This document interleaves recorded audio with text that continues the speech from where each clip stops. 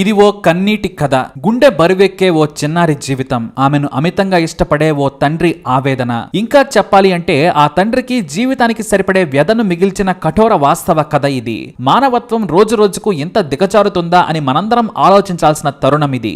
ఆ గుండెలను పిండేసే నిజమైన ఓ తండ్రి జీవిత కథను మీరు కూడా చూడండి. పార్థిబన్ అనే మధ్యతరగతి యువకుడు కష్టపడి చదువుకుని సాఫ్ట్వేర్ ఇంజనీర్ గా ఉద్యోగం సంపాదించి లైఫ్ లో సెటిల్ అయ్యాడు. ఇంట్లో అప్పులన్నీ తీరిన తర్వాత దగ్గరి బంధువుల అమ్మాయి అయిన 24 ఏళ్ల శరణ్యని పెళ్లి చేసుకున్నాడు. పార్థిబన్ అంటే శరణ్య ప్రాణమిచ్చేది. పెళ్లికి ముందు ప్రేమల కంటే కూడా అరేంజ్డ్ మ్యారేజ్ లో కూడా గొప్ప ప్రేమ ఉంటుందని పార్థిబన్ శరణ్య నిరూపించారు. ఇటు పార్థిబన్ కూడా మంచి భార్య నా జీవితంలోకి వచ్చిందని మురిసిపోయాడు. ఆమెతో పెళ్లైన ఏడాదికే చెన్నైలో మంచి ఇల్లు కట్టుకున్నాడు. కింద పోర్షన్ ను అద్దెకు ఇచ్చి పైన తమ కోసం ప్రత్యేకంగా మంచి ఫర్నిచర్ తో భార్య కోసం నందనవనం లాంటి ఇంటిని కానుకగా ఇచ్చాడు. మంచి ఉద్యోగం, ఆర్థికంగా కూడా స్థిరపడ్డారు. చదువులో శరణ్య కూడా చురుకుగా ఉండడంతో తాను కూడా ఉద్యోగం చేస్తానని పార్థిబన్ ను అడిగింది. అతనేమో నీ ఇష్టమన్నాడు. శరణ్య కూడా మంచి ఉద్యోగంలో జాయిన్ అయింది. ఎంత బిజీగా ఉన్నా సరే భర్త కోసం మంచి భోజనం సిద్ధం చేసి ఆఫీసుకు పంపేది. ఆ తర్వాత 2 ఏళ్లకు గర్భం దాల్చింది శరణ్య. పెళ్లైన 3 ఏళ్ల కాకముందే బంగారం లాంటి కూతురు పుట్టింది.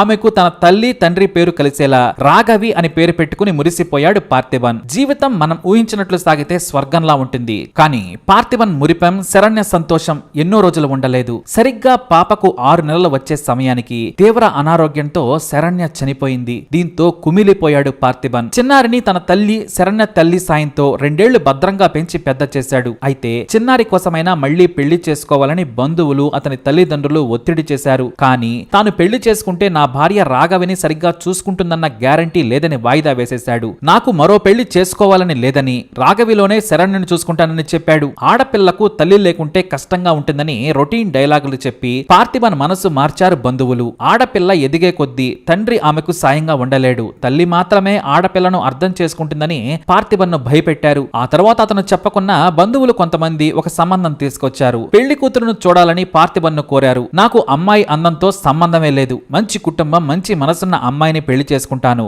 రాఘవిని నా మాదిరిగా ఏ మాత్రం లోటు లేకుండా పెంచుకుంటానంటేనే మరో అమ్మాయిని నా జీవితంలోనికి రాణిస్తాను అని చెప్పాడు. చివరకు డైరెక్ట్ గా పెళ్లి కూతురు సూర్యకళతో మాట్లాడించారు బంధువులు. సూర్యకళ పార్థిబన్ మొదటి భార్య కూతురు రాఘవిని ప్రాణంగా చూసుకుంటానని హామీ ఇచ్చేసింది. ఇక కొత్త పెళ్లి కూతురు సూర్యకళ పేదంటి యువతి కావడంతో నిజంగానే ఆమె జాగ్రత్తగా చూసుకుంటుందని భావించాడు పార్థిబన్. అంతేకాదు, నాకు పిల్లలు లేకున్నా పర్వాలేదు, రాఘవిని పెంచుకుందామని చెప్పి ఎమోషనల్ గా పార్థిబన్ ను ఫ్లాట్ చేసేసింది సూర్యకళ. ఆమె మాటలు విని సరేనన్నాడు. మొదటి ఏడాది తన భర్తకు ఏమాత్రం అనుమానం రాకుండా రాఘవిని బాగా చూసుకుంది. తన రెండవ భార్య సూర్యకళ కూడా మంచి అమ్మాయి అని భావించాడు. ఇక ఆ తర్వాత కొన్ని రోజులకు లైఫ్ లో మళ్లీ పార్థిబన్ సెటిల్ అయ్యాడు. తన మొదటి భార్య తాలూకు బాధ మనసులో ఉన్న రాఘవి ఎదురుగా కనిపిస్తే చాలు అన్ని కష్టాలు మరిచిపోయేవాడు. ఇంతలో సూర్యకళ గర్భం దాల్చింది. అప్పుడే భయపడ్డాడు పార్థిబన్. మనకు పిల్లలు వద్దనుకున్నాం కదా అని చెబితే నాకు మాత్రం తల్లి కావాలని ఉండదా, ఒకతే పాప కదా, మరొకరు ఉంటే సరిపోతుంది కదా అని ఒప్పించేసింది. అయిష్టంగానే ఒప్పుకున్నాడు. వారికి కొడుకు పుట్టాడు.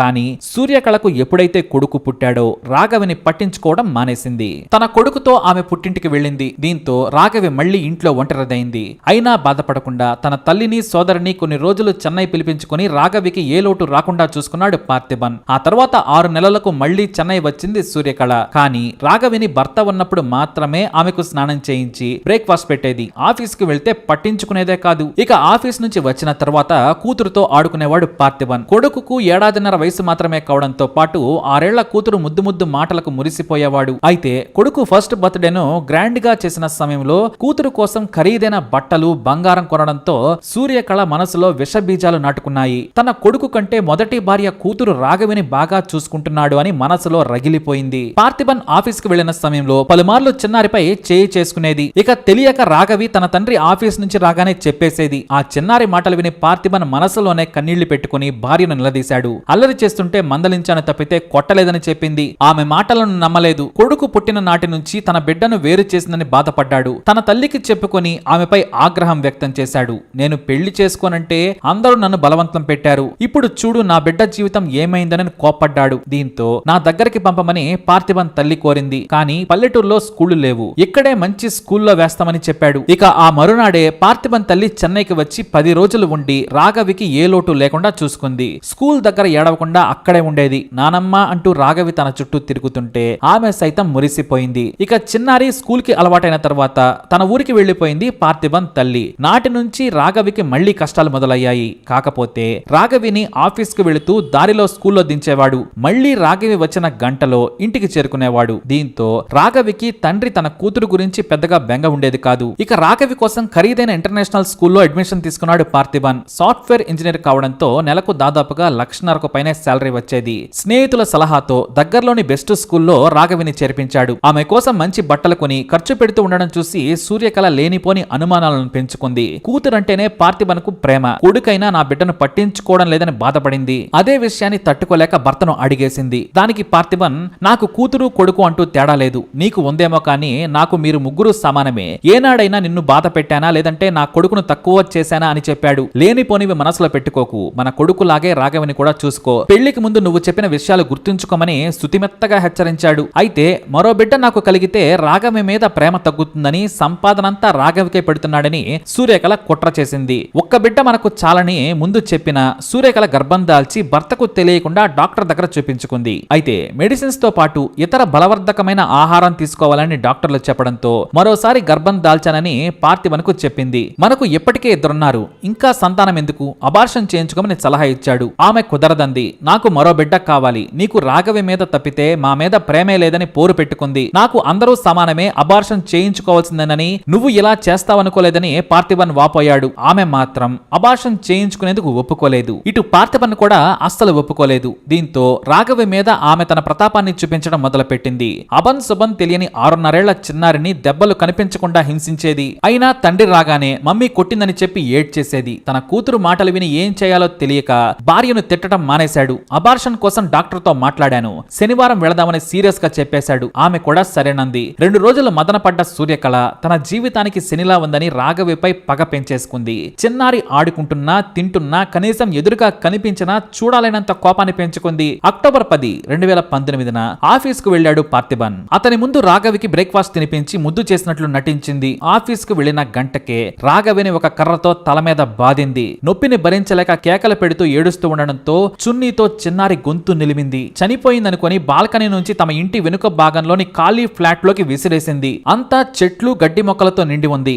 రాఘవి పీడ విరగడైందనుకొని మనశ్శాంతిగా స్నానం చేసి భోజనం చేసి తీరిగ్గా 1 గంటకు రాఘవి కనిపించడం లేదు అని ఏడుస్తున్నట్లు నటిస్తూ పార్థిబన్ కు ఫోన్ చేసి చెప్పింది. పాప కనిపించకపోవడం ఏంటి, కింద గేట్ కూడా వేసే ఉంటుంది, మన డోర్ తీసుకుని ఎక్కడికి వెళుతుందని భార్య మీద కోపడ్డాడు. పావు గంటలో వేగంగా తన స్నేహితుడితో పాటు కారులో ఇంటికి చేరుకున్నాడు పార్థిబన్. చుట్టూ మొత్తం వెతికాడు. పక్కింటి వారిని ఎదురింటి వారిని అందరిని అడిగాడు. గంట సేపు వెతికినా ఫలితం లేకుండా పోయింది. చివరకు పార్థిబన్ స్నేహితుడు బాల్కనీ నుంచి ఇంటి వెనుక వైపు ఉన్న గ్రిల్స్ పైకి ఎక్కి తొంగి చూడగా పాప కనిపించింది. వెంటనే పార్థిబన్ అని కేకలు వేసి పాపను చూపించాడు. వేగంగా వెళ్లేసరికే పాపను చీమలు కరుస్తూ ఉన్నాయి. బోరున విలపిస్తూ హాస్పిటల్ కి తీసుకెళ్లాడు పార్థిబన్. కొన ఊపిరితో ఉన్న పాపను బ్రతికించేందుకు డాక్టర్లు ప్రయత్నించినా ఫలితం లేకుండా పోయింది. గంట ముందు తీసుకొచ్చి ఉంటే బాగుండేది. చీమలు విపరీతంగా కరవడంతో విషం కూడా బాడీలోకి చేరిందన్నారు డాక్టర్లు. గ్రిల్ పైకి ఎక్కి ఆడుకుంటూ కింద పడిందేమోనని డాక్టర్లకు చెప్పాడు పార్థిబన్. చిన్నారికి ట్రీట్మెంట్ ఇచ్చిన డాక్టర్ పార్థిబన్ ను చిన్నారి దగ్గరకు తీసుకెళ్లాడు. తల మీద 2 గాయాలు చూపించాడు. 2వ అంతస్తు మీద నుంచి ఎలా పడ్డా గాయం ఎలా కాదు. పైగా తలకు కింద పడడం వల్ల గాయాలైతే కావచ్చు, కానీ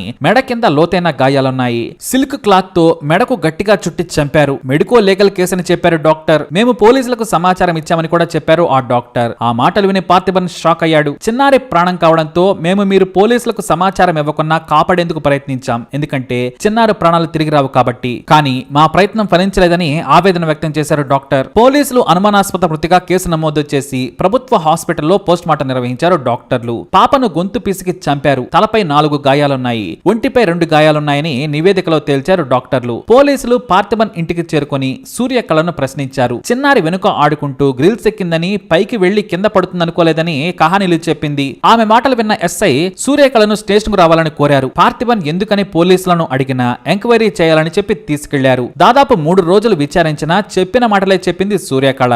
6.5 ఏళ్ల చిన్నారి ఆడుకోవడానికి అంత పైకి ఎలా ఎక్కగలుగుతుంది? కింద గోడ ఉంది, మాకే స్టోరీలు చెబుతున్నావని సూర్యకళ మీద సీరియస్ అయ్యారు పోలీసులు. పోస్ట్ మార్టం నివేదిక వివరాలను పోలీసులు పార్థిబన్ కు కూడా ముందు చెప్పలేదు. ఇక ఆ తర్వాత లాభం లేదని ఉదయం నుంచి రాత్రి 9 గంటల వరకు 4 అధికారులు సూర్యకళ కోసం 2000 ప్రశ్నలతో ఏకంగా 100 పేజీల విచారణ పేపర్ను రెడీ చేశారు. ఆమె పుట్టుక నుంచి చిన్నారి చనిపోయిన మరుసటి రోజు వరకు జీవిత చరిత్రను అడిగారు. తీవ్రంగా భయపెట్టి ప్రశ్నించారు. నువ్వే చంపావని మాకు తెలుసు, మీ ఇంట్లోకి ఎవరూ రాలేదు, చిన్నారి గేటు తీసుకుని బయటకు వెళ్ళినట్లు కింద పోర్షన్ లో ఉన్న వాళ్ళు చూడలేదు. మాకు చెవిలో పూలు పెట్టొద్దని పోలీసులు హెచ్చరించారు. నిజం చెప్పకుంటే మీ భర్తను నిన్ను ఇద్దరిని జైలుకు పంపుతాం, కనీసం బెయిల్ రావడానికైనా 90 రోజుల సమయం పడుతుందని తీవ్రమైన కేసులు పెడతామని హెచ్చరించడంతో అలిసిపోయిన సూర్యకళ తానే చంపానని చివరకు ఒప్పుకుంది. తన భర్తకు మొదటి భార్య కూతురు రాఘవి అంటే ప్రాణం. నా కొడుకును కూడా పెద్దగా పట్టించుకోవడం లేదు. నేను గర్భం దాలిస్తే అబార్షన్ చేయించుకోమని ఒత్తిడి చేస్తున్నాడు. రాఘవి చనిపోతే తాను పిల్లలతో భర్తతో సంతోషంగా ఉండొచ్చని హత్య చేశానని చెప్పింది. రాఘవి కారణంగా మొదటి భార్యను కూడా మరిచిపోలేకపోతున్నాడు. నా మీద ప్రేమ చూపించడం లేదు.